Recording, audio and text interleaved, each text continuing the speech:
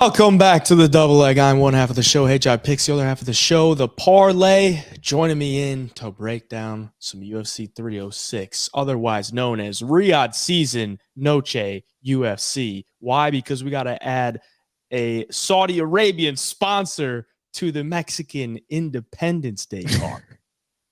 But it's UFC 306 in my book. Going to be a solid main event. Decent card. Little bit weak on the prelims. We only got 10 fights to talk about, so it's going to be a little bit of a shorter show. But we got 2 title fights. We got a banger of a feature bout, and then we got some solid matchups that aren't super high name value, but should end up being some good scraps. What do you think of the card overall? I'm honestly shocked, man. I mean, Dana led us to believe this is going to be the most insane fight card, the most insane combat sports event.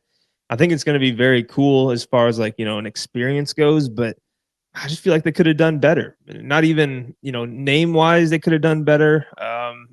10 fights on this card. I know they want to line it up with everything, all the production he's got planned and all that. But, charging this much for tickets originally, 10 fights on the whole entire card, not even trying to add fights to it, just kind of baseline, we're getting 10, that's all you get type of thing. I feel like for going to the Sphere, it feels like Dana kind of gave up halfway through creating this thing. Well, all the fighters better make weight. They all better make it to the cage, because if we lose a fight, that's a pretty big deal. But yeah. I saw some today that he was saying that before every fight, there's going to be like a movie about the fight or something like that. So I'm like, okay, that kind of makes sense why he didn't add any fights, because then he would have to add a whole entire movie on top of it. So I guess that makes sense a little bit. Obviously, most of these fights are going to contain a Mexican fighter for Mexican Independence Day. They don't have the deepest roster of Mexican fighters. So it is what it is. But real quick, let's recap last week, UFC Vegas 97. We also had Contender Series. Contender Series, the dogs were barking. The dogs were coming through. And then on Saturday night, only one underdog came through, which was Chris Padilla. How'd it go for you betting-wise? Contender Series, how'd it go for UFC? Yeah, we got to talk about Contender Series first, because it was my best night ever. In any Contender Series show, I had 5 bets. I hit every single one of them. I had the 2 underdogs in the last 2 fights with what's his name, Jordan Santos at like plus 285, and then Siakko plus 285. Yeah, man, they just seemed like those are guys that could have outlasted their opponents, had a little bit better technical striking, and I ran with it. And we hit a couple unders, hit a couple overs for big money too. Ended the night up over 10 units. I think it was 10.15. And then it wasn't looking good for a while at UFC Vegas 97. And then on the main card, we hit 3 big ones back to back to back to kind of put us back to even, and then lost a couple towards the end. So it went down just over 4.5 units on that card for the week, up over 5. All in all, can't complain. That's a good week in my book. But I'm excited for this betting card, man. How'd it go for you?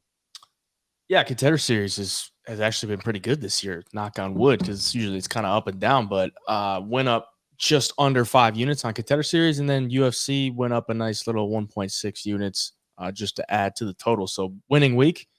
And then we move into this week, and we got 10 fights. A lot of them seem kind of straightforward, but it doesn't mean the bets are going to cash, because just because something's straightforward, we don't know exactly who's going to win. A lot of these fights could go to a decision, and then you could get to the judges, and the judges may not choose your fighter to win. But let's get into it, man. We've been talking for 4 minutes. I'm sure the people that are listening are like, just get to the damn thing. So let's get into it, man.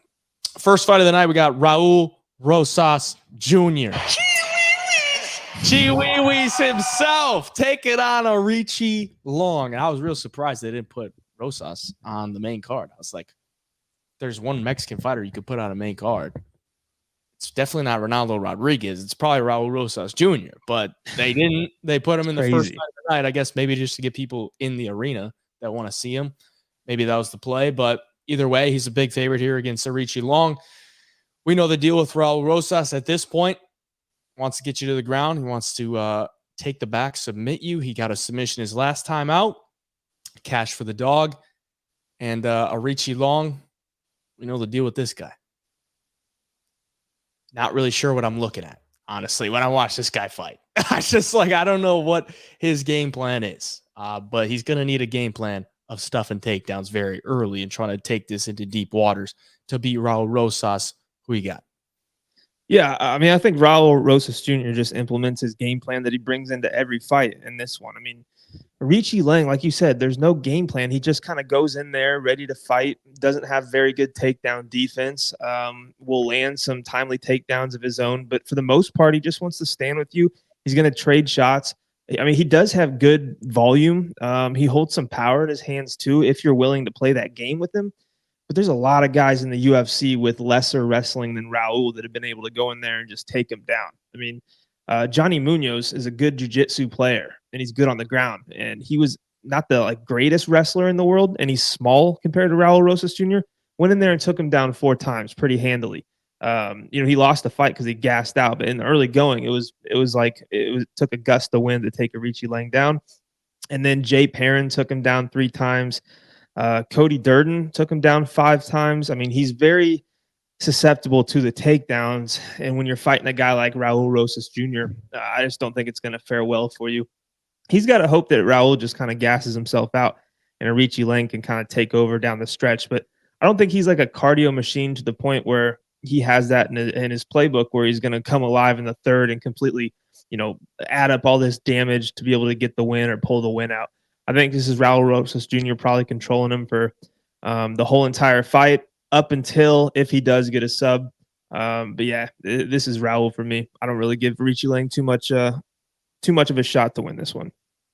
Yeah, I don't either. Unless his takedown defense is severely improved. I mean, maybe he could make it to a decision because he hasn't been submitted in the UFC, but he hasn't been taking on, too many submission threats. I mean, Johnny Munoz, solid BJJ guy, but I think Raul's probably better on the ground, definitely better getting it there, and probably better at keeping dominant positions.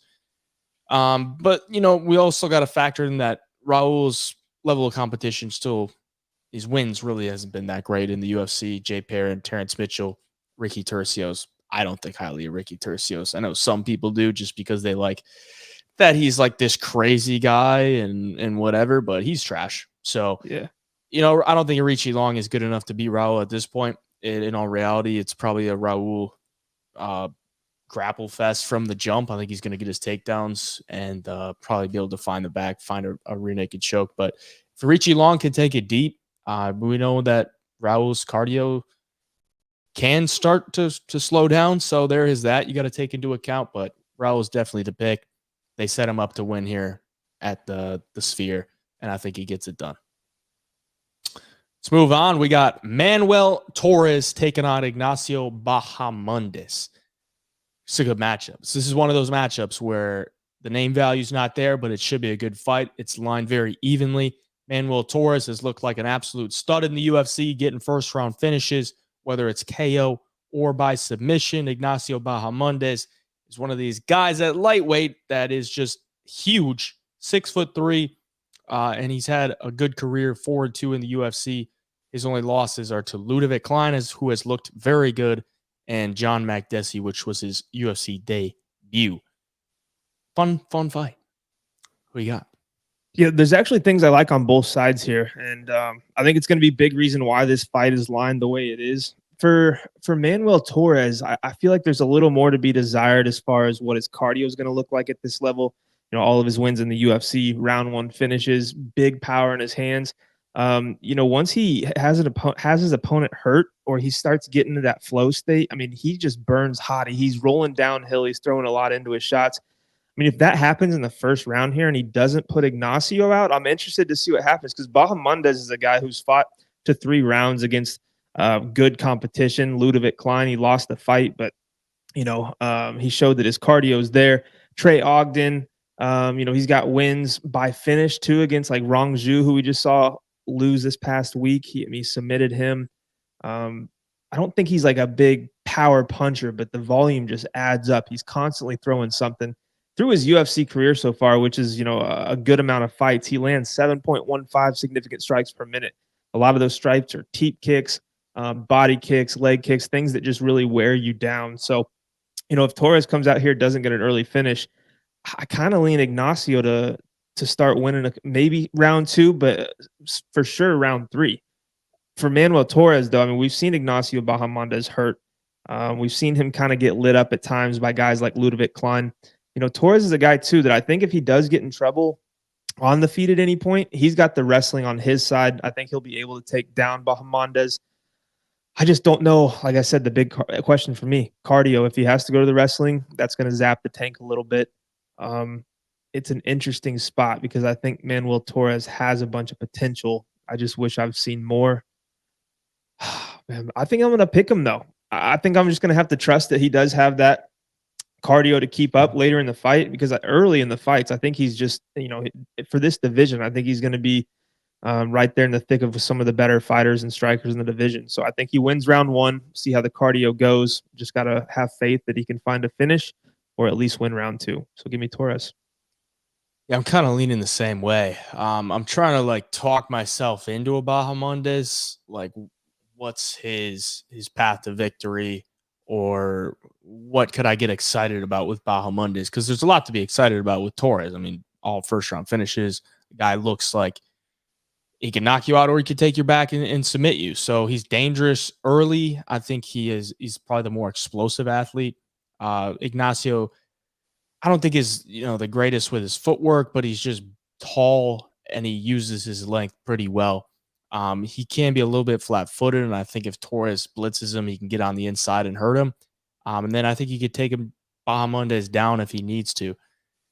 But I do like Bahamondes' experience later in the fights. I know he's kind of under the wing of Bilal Muhammad, which I like, as far as just getting the experience, getting the game plan to go in there, because you got to have a good game plan to deal with Manuel Torres. If you don't, you're going to get starched early. So I am going to go with Manuel for a pick, but it's one that I kind of want to look into a little bit more and just try to figure out what I think Bahamondes is going to do, because at this point, I'm just kind of thinking he's going to try to survive. But what does surviving look like? Is he wearing down Torres early, or is he just taking the beating type of thing? So I'm going to go with Torres for now, but it's not a super confident one at this point. But I do think he's dangerous enough early, and he can win the first, second round and ride out a decision if he needs to. So give me Torres, give me the Mexican kid if it comes down to a pick, and I guess I got to take the Mexican on Noche UFC. Moving on, we got Edgar Chairez taking on Joshua Van. Joshua Van stepping in on short notice after getting knocked out by Charles Johnson, man. The nasty uppercut. It wasn't too long ago, but he's trying to turn it around quickly, and he's trying to right the ship, because after that fight, he was apologizing to people on Twitter.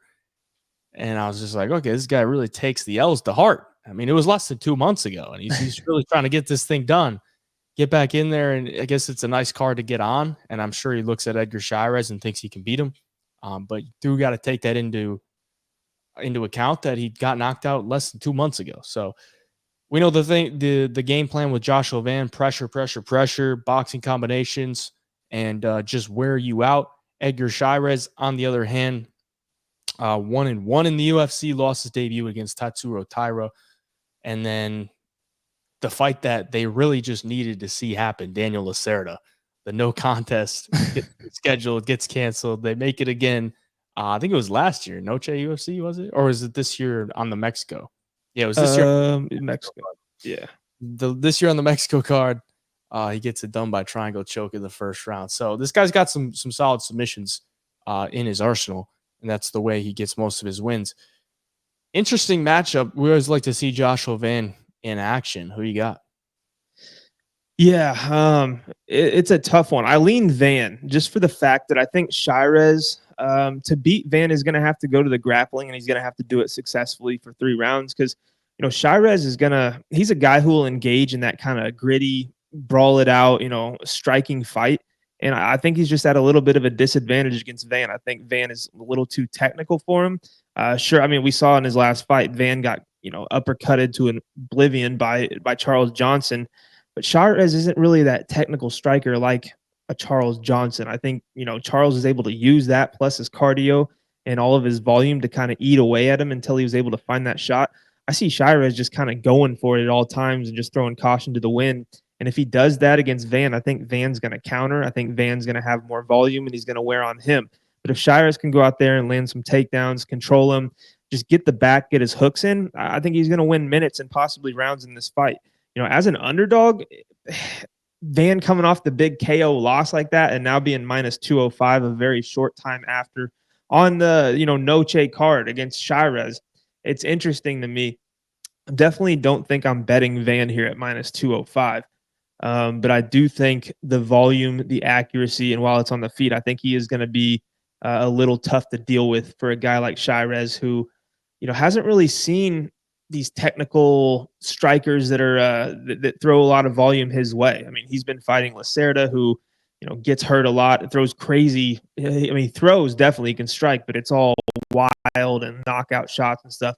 I'm interested to see how he looks when it gets to the second round. You got a guy in your face that's throwing a lot of volume still, body shots. He's jabbing the body, coming upstairs, and pushing a big pace on the feet. So yeah, if Chairez gets the takedowns, I think that's his path to victory. Look for the submissions, look to control him. But if it stays on the feet, I think Van can run away with it. Yeah, I mean, Chairez did knock down Tatsuro Taira round 1 of that fight. Yeah. So there is that. I mean, Taira's not I don't know. He's got some pop in his shots. Chairez does. I don't think he can stand with Van, but he does have some pop. I think he's going to need to at least mix in some type of grappling just to get Joshua Van off him. Because if you just stand and strike with Joshua Van for 3 rounds, unless you have the cardio of a Charles Johnson or the experience of Charles Johnson, the ability to fight off your back foot like Charles Johnson does, it's probably not going to go well. The only bad thing for Van is just he's always going to be undersized. I mean, he's 2 inches shorter, 7-inch reach disadvantage. And then, of course, disadvantage with the chin at this point. Like it's not saying he's chinny, but I'm just saying the turnaround is a red flag a little bit. But I'm still going to take Van for the pick. I think he's the better fighter, and I think he can get this one done. I don't really think too highly of Edgar Chairez, but maybe he feels something in the air that night and at Noche UFC, channels those Mexican spirits, and he gets it done. But I'm going to go with Van. Up next, the fight we've all been waiting for. Yasmin Jauregui taking on Katlyn Souza. Katlyn Souza gets her knee shredded by Karine Silva. Comes back against Marnik Mann. She can't put away Marnik Mann, bro. Like, come on. She was beating her up, but it wasn't a run away with it type of beating. On the other hand, Yasmin Jauregui, she gets knocked out by Denise Gomes. We were there in attendance for that. What was that, last July? Yep. 2 Julys ago, I guess. Yeah. And then she comes back and gets a win against Sam Hughes. I think they're giving her an absolute layup here, just trying to get her another win on a Mexico card. And I think she probably gets this one done. Big favorite here. You seeing anything on the dog that could sway you that way? I mean, for women's MMA, I like her power. I think she throws, the shot she lands. I mean, she does damage and she's got a lot of power, but it's against girls like Marnik Mann, and Marnik Mann has been a human punching bag in a lot of her fights at this level.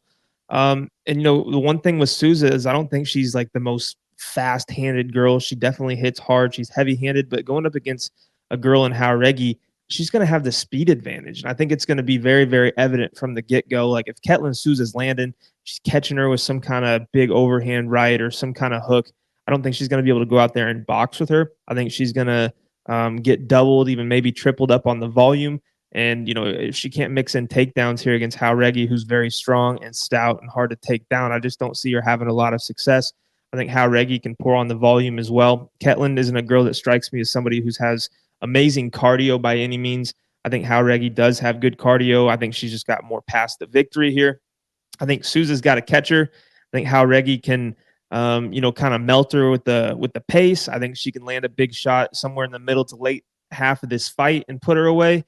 Or I think she can just kind of grind it out to a decision. And like I said, just double or triple up with the strikes. But this is Jauregui all day long, in my opinion.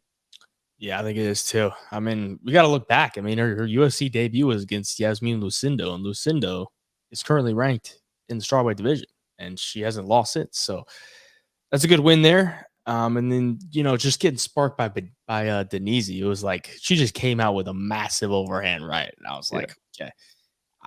If she got beat for 15 minutes, then I would look at it a little bit differently. But, for her to get knocked out like that, it is what it is. She comes back. It's her only loss on her record. I think she gets this one done here. Could maybe find a finish, but I think it's probably a decision. Stick with the women's decisions, Yasmin's the pick for sure. Moving on, we got some more women's MMA. We got Irene Aldana taking on Norma Dumont.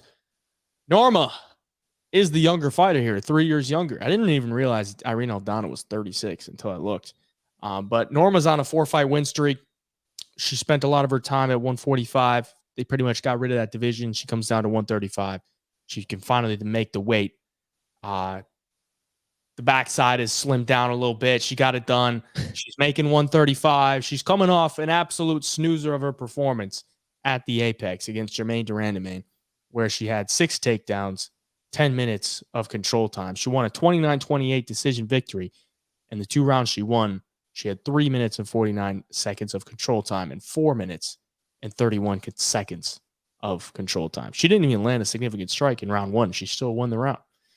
Wild stuff. So you know what Norma Dumont wants to do when she gets into the cage, and I think that's exactly what she's going to need to do here against Irene Aldana, because Aldana, coming off that insane fight in December, UFC 296 against Carol Hossa, where she landed 145 significant strikes, also took 204 significant strikes, but landed the better shots to the head that eventually got her to the decision victory.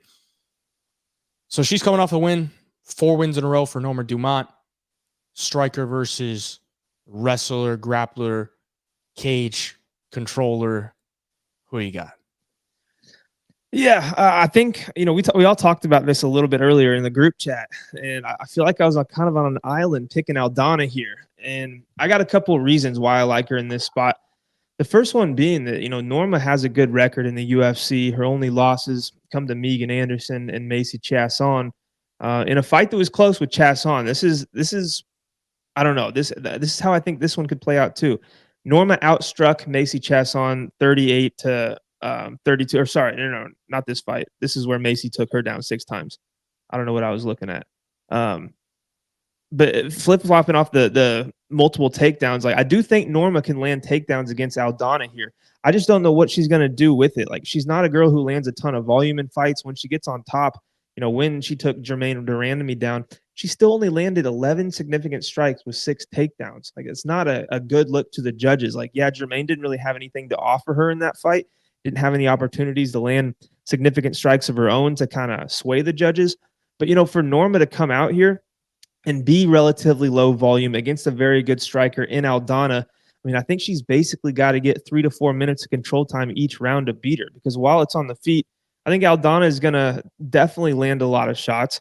Norma, when she's striking, seems a little flat-footed. She's not slow with the hands, but her movements are slow. She's very still, where if you look at Aldana, she's constantly bouncing in and out, side to side, throwing leg kicks, jab, jab, jab, like tons of volume in your face. And, she kind of makes these fights into wars like we saw with Carol Rosa. Now for Norma, one thing that I noted is that she kind of fights to the level of her competition at times, and her level of competition hasn't been the highest, so she's gotten away with it. But like, you look at the fight against like Carol Rosa, like Carol Rosa is a girl who can throw a ton of volume like we saw against Aldana. But when she fought Norma Dumont, the strikes were 35 to 33, and that fight was basically on the feet for 15 minutes. It was 1 takedown in that fight. Even against like Chiasson, there's not a lot of volume being thrown there.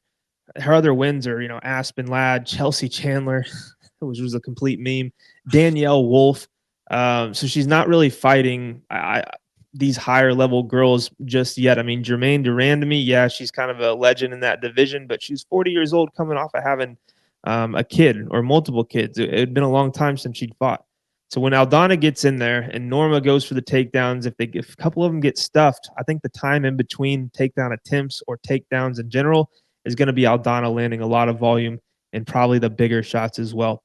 I don't know. There's definitely a chance Norma comes out here and just puts her against the cage. Aldana can't really do much, but I just have a hard time believing that she's going to be able to do that for 15 minutes against a higher level fighter like Irene Aldana. So I'm going with Aldana, man, for the volume, for the striking. I think it's going to look better to the judges. Yeah, I think it's probably a pretty even fight. Just because I see two clear advantages. Like Aldana's going to be the clearly better striker. She's got much better hands. I love her boxing. And then it's just like when Norma's on top of you, this girl just can't get up. Like she just weighs so much that she's laying on these girls and they just can't do anything. Like watching that fight against Draname was like, it was a slow death. Like Dumont just wasn't doing anything. She was literally just laying on top of her, but it 1 or 2 rounds. And I look at the Aldana and Amanda Nunes fight, and Aldana was just so scared to throw anything. Yeah. Now, if we get an Aldana that's not scared to throw stuff, then I would be about it. But she was just so scared to throw anything against Nunes. And it probably had to do with Nunes having a ton of power, but she also landed 6 takedowns and just kind of beat her up on the ground. So it's just, I don't know if I can trust Aldana's takedown defense or her get up game. Like Holly Holm took her down 5 times. You know, you look at her losses, you know how it goes. She's getting taken down. She should have lost the Chasson if she doesn't get that up kick, that fluke ass up kick. I mean, I bet on Aldana there, and I still call that a fluke. Hey, same with Norma though, bro. Norma got taken down 6 times by her and lost that fight. Yeah, I mean, if Norma gets taken down by people, then she got nothing. So yeah, I don't think Aldana's going to take her down, but you know, I would like to see Aldana's a little bit more aggression on the feet, sense of urgency to get back up to her feet if she hits the ground. For now, I'm gonna just side with Norma. She'll be my pick on the channel, but I don't know, man. It's just probably not one that I want to get too invested in, just because I don't really see a clear path for either girl, because I think they can both counter each other. So I think it'll be a close fight. Goes to a decision. Bet that. Fight's going to a decision. Yeah, maybe. Actually, Aldana could go out there and starch her low key. I don't think Dumont's chin is that great. No, I feel like Germaine Duranami, like getting taken down that many times and controlled, she still landed 16 significant strikes. And there was a couple times I was like, oh, unload the clip. Like you kind of you clipped her good there. And you know, outside of that, never really had a chance. But the last thing that I look at for Aldana is who she's lost to. In the last 6 years, it's Nunes, it's Holly Holm, it's Raquel Pennington. You have the GOAT, you got Holly Holm, former champ, and you got Raquel Pennington, current champ. And you know, she's beaten some good fighters too. Macy Chasson, kind of a fluke. You know, Carol Rosa, absolute war. Ketlin Vieira. So yeah, we'll see where Norma kind of falls in between all those girls there. But Aldana has not beaten Aspen Ladd. That's true. Hey, she beat Betch Cojera. So all right, let's move on. Her. Let's get off of this garbage right here. Take us to the main card. Ronaldo Rodriguez taking on Ode Osbourne. It's the main card fight. Here we are. I mean, Ronaldo Rodriguez, one fight in the UFC, gets it done, 2nd round submission against Dennis Bondar. Here he is on a pay-per-view card taking on Ode Osbourne, who has not had the greatest run of it as of recently. Submitted by rear naked choke in both of his last 2 fights. There's a clear grappling deficiency there. And then he had won a split decision against Charles Johnson. That looks pretty decent. Then the fight before that, he got knocked out by Tyson Nam. So Ode Osbourne is always a wild card. You don't know exactly what you're going to get. We really don't know exactly what we're going to get with Ronaldo, other than the guy's going to come to fight. He's going to come to scrap, and he'll throw hands, and he's got a decent all-around game. So it's an interesting fight at the end of the day, but it's not really a pay-per-view main card type of fight. Nonetheless, who do you got? Yeah, man, I love Ronaldo Rodriguez, partly because when he fought Dennis Bondar, I think I got him at -120. And, you know, when the fight started, I was like, oh, man, I might have made a big mistake. Dennis Bondar is coming out here with heat, you know, hitting him. He would land these big right hands into a takedown. You know, but Ronaldo proved in that fight that he's probably is UFC level, and he has a lot of promise in this division, or in this organization too. 17-2. 16 and 2, I guess, coming into the UFC is a ton of experience outside the UFC. So you knew he was ready, and now he's getting a guy in Ode who's 1-4 in his last 5 fights and should be, or 1-3 in his last 5 fights, should be 0-4 because I don't think he beat Charles Johnson in that fight. Ode's big weakness has obviously been the ground game. Like, he looks pretty out of place when he's going up against good grapplers and they can get the fight there. He's lost his last 2 fights by submission. I think that's a big path for Rodriguez here, and he showed last fight against Bondar that, if you take him down or he takes you down, it doesn't really matter. He's going to be the one that ends up on top. His scrambles are very good. He's very strong, and he definitely knows what he's doing. And even while it's on the feet, like, this kid can crack too. He might eat a couple of shots, but he's just one of those guys, when you watch him fight, you can tell his chin is going to hold up. This kid can eat some big shots. And when he was fighting Bondar would hit him. He'd flash that smile with that weird mouth guard he had that made him look like he had like disgusting teeth, braces. I mean, I don't even know what it was. But he's a hard-nosed, gritty fighter.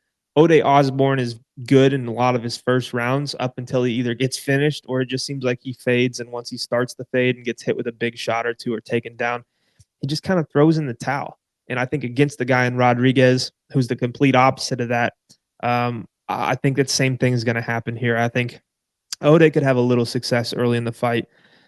I think he's got to be on the feet. I think he's got to come in and throw a bunch of shots and try to overwhelm him if he wants to try to finish Rodriguez, because as the fight goes on, Rodriguez is probably going to start to piece him up and maybe find a takedown and submission of his own. So Ronaldo, give it to me, the lazy boy.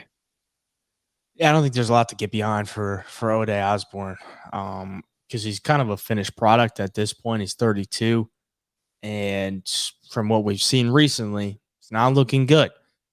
Overall, I mean, I just don't really know what his style of fighting is. Like, on the feet, he's an explosive athlete, very fast, but at times he's a little bit gun shy. He doesn't really put together combinations, doesn't really use his length at 73-inch reach. Like, he doesn't really use it that well. And then obviously his takedown defense hasn't been good and his submission defense hasn't been good. So not a lot to like. And then on the Ronaldo side, I think this guy's okay. Like, I don't think he's going to go super far, but we know he's tough. We know he can get taken down, and then he can find ways back to his feet, find ways back to a dominant position on top. And I think that'll do him well here, just knowing that he's durable. Like, Ode's explosive, but if he can take a punch, I like that. And then if he can find a spot on the ground and take advantage of the submission, the lack of submission defense from Ode, then I like that too. So I got to go with Ronaldo Rodriguez as well for the pick. And Ode Osbourne might be getting his walking papers after that, but so it's a very slim division, so maybe they just keep him around. Yeah, I think Ode's just confidence is just kind of shot at this point. You can kind of tell when he gets in there. He's hyped up for the fight, but he starts eating a few shots and it just starts to dwindle. Yeah. Move on. We got another very fun fight here in Daniel Zellhuber and Esteban Ribovics. I'm excited for this one just to see how it plays out. I think both guys are really good prospects for the lightweight division. I actually was talking with Esteban Ribovics at the PFL at the Hard Rock. He was like right next to me. He said something about the fight, and I looked at him and was like, "Oh shit, what's up, Esteban?" And I was like, "You got a fight soon, right?" He's like, "Yeah, Zellhuber at the Sphere." And I was like, "Oh, it's a big fight." But I was standing next to him. I was like, "This guy's not really that big. He's 5'10", and I'm looking at Daniel Zellhuber. He's 6'1", 77-inch reach. I think that could play a big factor here. Zellhuber has a big frame, a long reach, and he uses it pretty well. He's coming off 3 straight victories since dropping his debut to Trey Ogden. Had a real nice performance against Francisco Prado. His last time out, beat him up pretty bad to the point where he could barely see. Esteban, on the other hand, coming off a highlight reel knockout against Terrence McKinney. Head kick sent him back into the cage, leaning up against it. It was disgusting. So we know this guy's dangerous in the first round. He's dangerous in every round. I mean, the guy is a really solid fighter overall. He's a big dog here. You think he's got a chance? I do think he's got a chance. Oh man, just because for one he's tough and you know, he's not going to stop fighting. He's always live for the knockout. I mean, he hits hard, he can scramble, he can mix in takedowns. I just think while this thing's on the feet, if he doesn't land a big knockout shot, I do think he's going to be a little outclassed in the striking department. Like he's a good striker, but Zellhuber is just like this technical, almost phenom with with his range, with his movements, his kicks. Like he's that damn good. And so if Ribovics isn't mixing in the takedowns and he's not landing the big knockout shot, I just feel like there's going to be a lot of minutes eaten away where Zellhuber's putting together the better looking combinations, the more accurate shots. And I think that could be kind of Ribovics' downfall in this fight. Like you look at his debut against Loic Radzhabov in a fight I thought he won. He showed he's got a good chin. He showed he can hang around, eat big shots, make it to the bell. And if if you can't put him out cold, like I said, he's going to be in your face hitting you too. He was landing some big shots on Loic. Loic landed 11 takedowns in that fight, but Ribovics was able to reverse position. He was able to get back to his feet.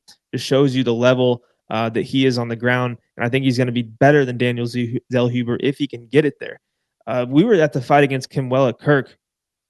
I think we both were on Ribovics in that fight, if I remember right. I know I was. And he made me a little nervous in that first round because he was taken down and controlled. But again, if you can't put the guy away, he's going to make it a very hard fight for you. And then the Terrence McKinney knockout, it's like hard to gauge, on that fight because Terrence either is kill or be killed in every single fight very early.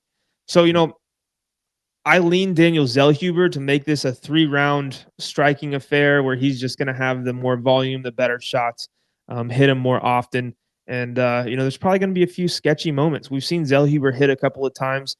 Prado landed a big shot on him. Who else was it? Obviously, Trey Ogden was kind of surprised everybody. But yeah, Yago's hurt him too. So he can be hurt, but I don't know. He just seems like he's kind of getting better and better each fight. So I'm gonna rock with him here. Yeah, I'm kind of thinking the same way. Like I pretty much feel like it's going to be a Zellhuber decision victory, whether it's a 29-28 or a 30-27. But there's part of me that think Esteban can do a little bit better on the feet than Prado did. Like you look at their measurables, they're a spitting image of each other, 5'10", 69-inch reach. But I think Esteban is a little bit better technically. I think his entries are a little bit better. A little more athletic. Yeah, a little bit more athletic. I think his head moves a little bit better. I like the way he mixes some stuff in. I think his takedown defense is a lot worse, but I don't know that he's gonna have to deal with that. I mean, Zellhuber, he's only landed one takedown in his last 5 fights, and that was on the Contender Series. I don't really think he's looking to grapple in this one. He's a guy that wants to stay on the feet, uses jab, uses front kicks, uses length, and he uses it pretty well. And I think he's gonna have some success with that. But like you said, I mean, we've seen Zellhuber get clipped with some stuff, and I'm not necessarily saying Esteban could KO him. I mean, he could KO him. Not saying he's gonna KO him, but just the ability to land those shots, I think, could win him a round or two. So right now, I'm gonna say Zellhuber for the pick because I think he does get a decision victory here. But Ribovics, man, he's nice. He's a solid prospect, and I think he has a little bit more chance than the odds are giving him right now. So maybe if that line continues to grow for Zellhuber, look for the Ribovics side. But for now, I think I got to take Daniel Zellhuber for a pick. Let's move on to the feature bout. We got Brian Ortega, Diego Lopes rebooked here. It's a fight that we wanted to see, and it just couldn't come to fruition because Brian Ortega had to pull out on 1 day's notice. In steps Dan Ige. Diego Lopes, supposed to fight at 145 pounds the entire week, then at 155, and then has to fight 165-pound Dan Ige. So it's just a wild thing for Diego Lopes to go through. And Dan took it on short notice, but same with Diego. Diego's got to fight a completely different opponent, a guy that's never been finished. But he got it done, won the first 2 rounds, lost the 3rd round. Some people might be low on him after that, but personally, I don't really see it that way. Here he is as a favorite against Brian Ortega once again. Ortega hopefully makes it to the scales and the cage, because if this one gets canceled again, we're going to need somebody else to step in, because if we lose this fight, we're losing a lot on this card. So fun fight, though. I really can't wait to see it. Who do you got? Yeah. The one thing with Diego is everybody knows he's got the jiu-jitsu. Brian Ortega does as well. It's going to be interesting to see what happens if these two go to the ground. Like, I think that's what I'm most excited for. But the one thing for Diego is that every single fight, dude, his striking seems like it's just getting better and better and better. Like, yeah, he knocked out Pat Sabatini, who's a grappler and probably chinny at this point, you could label him. Knocks out Sadiq Yusuf, who he showed in the fight, like, if he hits you in the first rounds like he did against Edson, like, he can hurt you, he can definitely finish you, but he's there to be hit too. But then he comes out against Dan Ige, who's a solid striker, ton of power, very gritty. And dude, in that first round, I was like, holy shit, Diego's putting it on him. He came out a lot of energy right off the rip and was there to prove a point. And I think it kind of hurt him as the fight went on, because Dan had a good third round and Diego was a little tired.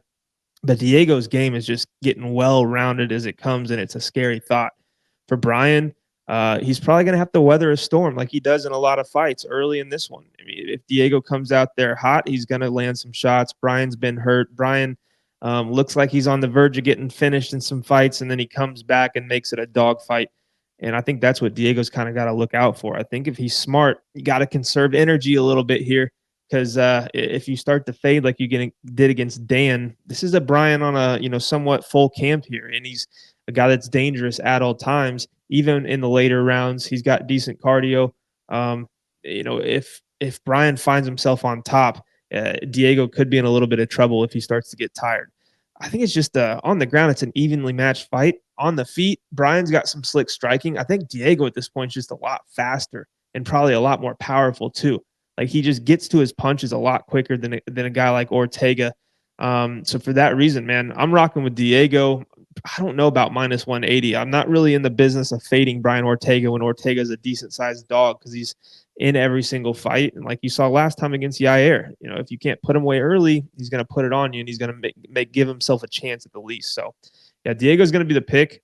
I think he's going to have the better striking, more volume, and probably land bigger shots in the early going. He's just got to watch out for that fade towards the end of the fight here.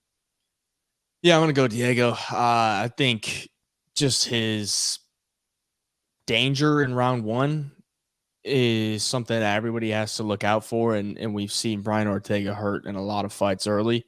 I mean, he probably should have been finished against Yair if Yair had any type of takedown defense, any type of ability to not get taken down and destroyed, because he has no takedown defense. But if Diego gets taken down, I think he's going to be okay there.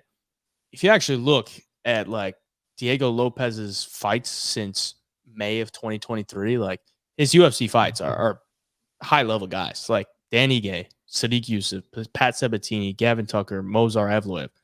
There's no layups there. And then you look at Ortega's fights since 2023. It's only Yair Rodriguez. I don't know, man. I'm not sold on Ortega here. I know if he can survive, he could probably take over towards the second or third round, but it's a 3-round fight. And, Diego's only got to win the first two. And I think he probably does, if not finishes him early on. So I got to go Diego here. I think he's got the durability edge, power edge on the feet. I think his jiu-jitsu is definitely good enough to deal with Ortega's. And as long as he doesn't get taken down, he just gives up minutes off his back, then I think he wins the fight. But even if he is on his back, he's dangerous. He's throwing up stuff. So, yeah, I'm going to go with Diego to win this one and get the dub that he wanted back in July. So, let's move on to the co-main event. Alexa Grasso taking on Valentina Shevchenko, the trilogy. I don't think you bet on Alexa the first fight, right? Nope. I didn't either. Did you bet on her the second fight? I did on the second. I bet on her the second fight. She was like plus 150, plus 160. Went to a draw. Now she's the favorite against Valentina. Valentina is 36. They went through the whole Ultimate Fighter coaching against each other type of thing. that was super fun to watch. Like, oh my God, they were just on each other, you know, like that was so lame. But here we are, third fight. I don't really like trilogies, man. Like, I don't like trilogies. I don't really like rematches too much. I like rematches a little bit, but like trilogies, it's like, okay, these guys know, or ladies know each other so well. Like, what can we expect differently? And right now, I think Valentina is probably just a finished product. And I've kind of seen Alexa close the gap a little bit throughout the fights. You know, I thought she looked terrible with her takedown defense in the first fight.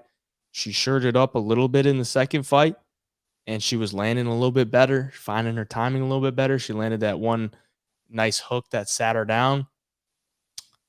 And here we are. Can we, a year later, can we expect like more improvements from Alexa Grasso? I would probably tend to say yes. But even that being said, like Alex Grasso as a favorite against Valentina is a little bit generous in my opinion. I do kind of tend to lean to Alexa Grasso, but what do you think? Yeah, I'll be rooting for Alexa Grasso. I think this line, like you said, Valentina is a massive favorite in their first fight, and then in the second one, it's Alexa's a slight underdog, plus 150. And now as the favorite, like I wonder if is it just the age? Like now every time they fight, Valentina's just getting a little bit older. Alexa's proven she's right there neck and neck with her. So now she's starting to be the slight favorite here. Valentina is just even in the fights where the draw, she was able to outstrike Alexa.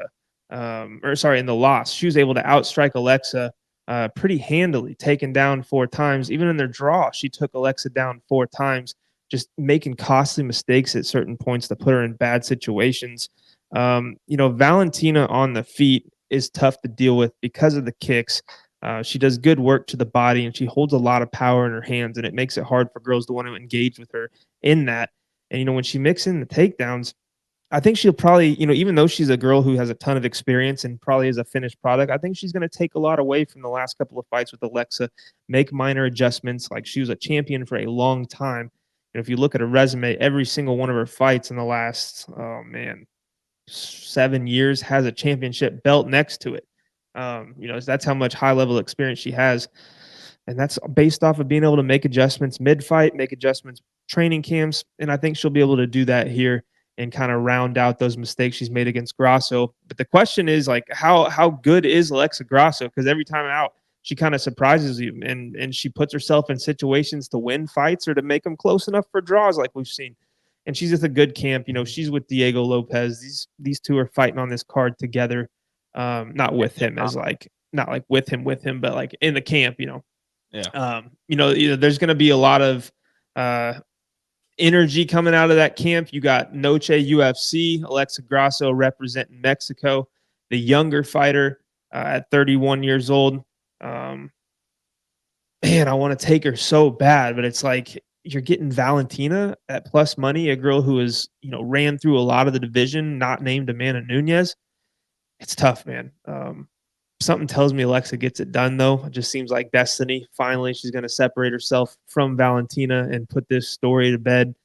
I'm going to take her for the pick. It's not a confident one whatsoever. I have a feeling, in this spot, Alexa is going to be a pretty public bet, I imagine. Like Yeah. people just seem to forget how good. I don't think they forget how good Valentina is, but she's just a more likable favorite or a likable fighter to the American crowd and the Mexican crowd, obviously, compared to a Valentina. So yeah, I think she's going to be a very public play. You can't count out Valentina. She's one of the best ever. So yeah, we'll see what happens, man. It's a tough one. Yeah, I think it's a tough one too, because I think Grasso, if she's aggressive, I think she can win the fight. But I watched back the fight, the second one, and she was just doing a lot of staring, a lot of like not doing much. And I felt like if she just went for it, like she could have won. Because I do think Valentina's slowing down a little bit. I've never really been a huge fan of Valentina's hands. Like I think if you eliminate her kicks, like she doesn't have a ton left. Yeah. She's locked into that southpaw stance, and Alexa was kind of going southpaw a lot in that second fight, which eliminated the body kick, and that's one of Valentina's best weapons. So once she was able to just kind of get in boxing range, she was looking pretty good. And I think her takedown defense will be a little bit improved. She's got good submissions. She fought off a pretty solid guillotine from Valentina in the second fight too. It was kind of mounted and she got out of it, and then she nearly had a submission in round 5. So I think it's a coin toss. Honestly, I think you could go either way. I'd probably take whoever's going to be the underdog when the odds close.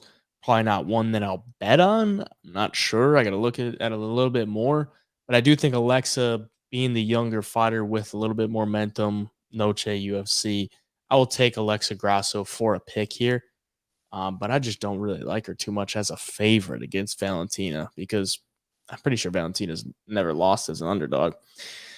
And she said she wasn't going to fight on Mexican Independence Day too, because she thought the scorecards were rigged. Here she is. Maybe she had a little change of mentality and she's like, no, I want to fight on Mexican Independence Day just to prove that I won this fight, on Mexican Independence Day. It had to be a landslide victory. But if she loses, she's probably just going to claim that it was a Mexican Independence Day corruption type of thing. I actually love that. I love that she's a sore loser like that, but yeah, it's funny. But all right, let's move on to the main event. We got Sean O'Malley taking on Merab Dvalishvili. The champ, Sean O'Malley, coming in here to knock out Aljo's buddy Merab. Merab's been waiting for a title shot for quite a long time. Probably could have gotten it a couple fights ago when he was winning fights and Aljo was the champ. But Aljo had to get knocked out for him to finally get his shot. He's on an insane run, man. I mean, you really can't take away anything that Merab has done throughout his run, because it's been dominant. And it's, to do that, what he did against Cejudo was crazy. What he did to Jan was crazy. The Aldo fight was a little bit close, but he still won. O'Malley, you can't take anything away from him either, man. I mean, he's knocking out Aljo, beating up on Cheeto, beat Jan. I know it was close, but still beat him in my eyes. And all that matters was the judges. So a lot to like from both guys. What do you think? Oh yeah, no, this is such a fun one. I think a lot of people forget how good Sean O'Malley is because of the way he looks and the social media posts and all of this stuff. But like, looking at his record, people give him shit for the level of competition he fought, being 4 or 5 fights into his UFC career, fighting Holly and Paiva, Chris Moutinho. He's just doing exactly what the UFC wants him to do, and they built him up slowly. He did exactly what you're supposed to do against those guys. You TKO or knock him out. You put on masterclass performances, and the only blemish he has on his record is when he hurt his leg in the round against Cheeto Vera, in the first round against Cheeto Vera, from a nicely placed kick, and went and got that win back. So Sean O'Malley's on a roll as well. Knocking out Aljo like that was pretty insane, considering this is just knowing after the fact too that Sean was hurt, didn't do any grappling defense leading up to that fight. I think that fight there proved how good his distance management is, and how hard it is to close the distance to try to get in for takedowns on him, because that was Aljo's path to victory. There was no world where Aljo was going to stand and fight him at range for 5 rounds and hope to win. And Aljo knew that too. I just don't think he could find the timing to get in close without, the worry of eating a big knee or an elbow, uppercut, anything like that from Sean, because Sean is that accurate. I think Aljo could kind of feel that accuracy in there and made him very hesitant. Merab's a little different because Merab is just kind of like, does not give a shit. I'm going to go forward, hit me with whatever you want, but I'm going to get to your hips. I'm going to get to your legs. And I think O'Malley will have to play a little wrestling defense in this fight compared to, the Aljo one. But O'Malley's a big guy for the division. He's tall. He's putting on muscle too. Like, he looks a little thicker every time I see him get in the cage. You can tell he's been putting in the work. And, even if you get him down, I don't think he's a guy you're going to have a lot of success controlling. I'd be very surprised if Merab has more than a minute and a half, 2 minutes of control time at a time in this fight. And while it's on the feet, it's not like Merab's striking is bad by any means. He's got a little power. He throws some big shots. It's just he's not very long. He's not very big. And you're going up against the guy who's just a sniper. He is very, very good and has a way, way better understanding of striking than Merab Dvalishvili. So, yeah, man, if Merab does get the takedowns, I think to win this fight, he's got to land close to 10 takedowns because I think O'Malley just keeps popping back up. And while it's on the feet, I think we all know that this is going to be Sean. So I'm going to stick with Sean O'Malley to win the fight. I think judge-wise, the UFC would be heated if Merab wins this belt right now. Like Sean O'Malley's a guy they want in this position. Sean O'Malley's a marketable guy. You look at like UFC 299, he headlined against Cheeto, and it was one of their best gates of all time. Some of the highest ticket sales of all time. Now, that was a stacked card, top to bottom, but it was headlined by Sean O'Malley, and they're comfortable putting him in that kind of spot. So this is the guy they want. I think he's going to be able to land big shots on Merab. We'll see if he knocks him out or not, but I think he'll be able to do more damage, and it's going to look good to the judges. Yeah, I think that's probably the case. Like, honestly, I think Sean can knock him out, and I think he could probably win a decision as well, just based on damage and just finding the more impactful shots, because I don't think Merab is going to be able to touch him that much on the feet. Like, he kind of is used to just blitzing guys with these weird combinations and then falling into a takedown and just chain wrestling. And it's crazy to watch, honestly. I mean, I posted something today. He's shot 215 takedowns in 12 fights. And then I had to look it up, and I saw the takedown leader in the UFC is Georges St-Pierre with 90 takedowns. I think Merab's third with like 70 something takedowns landed. So I went and looked up George's amount of takedown attempts. He's got like 80 less attempts than Merab, but like more takedowns landed. So this guy just doesn't care. Like, Merab just doesn't care how many times it takes him to try to get you down. I think it's part of his game is just to try to keep that in your mind. Like, he's going to shoot over and over and over again, and it just tires you out physically and mentally. So that is something to worry about for Sean. I'm sure he's going to be ready for it. There's no secret about it. And I just think Sean's distance management is just too good to deal, or for Merab to deal with it. Because I look at the Petr Yan fight where Merab shot like 50 takedowns. He landed 11. He also landed 147 significant strikes, like put up just crazy numbers. But Petr Yan is a guy that usually stands his ground. He's a counter striking type of guy. He likes to stand there, get his reads. And that's just not really O'Malley. O'Malley relies on his footwork a lot, and I think he should be able to dance around the outside. And I think he's going to have Merab guessing a lot early on just to try to figure out where he's going to shoot, what his entry is going to look like. And if he doesn't, and if he just goes in there crazy, then I think he can get popped. So I got to go with Sean O'Malley for the pick. It